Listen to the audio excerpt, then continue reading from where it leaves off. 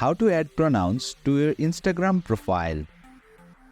Hey there, welcome to Insightful Tutorials. Let's get started. Open Instagram on your device. You will land on its official homepage. Tap on the circle with your profile picture at the bottom. You will be directed to your Instagram profile page. Tap on Edit Profile. Here, you will see the section for pronouns. Click on it.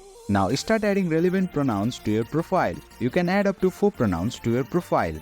You can edit or remove them at any time. You can even set the visibility of your pronouns. If you want your followers only to be able to see your pronouns, then toggle on Show to Followers Only button. Else, keep it off and everyone will be able to see your pronouns. To save changes, tap on the tick option at the top. Come back to your Instagram profile page. Refresh the page.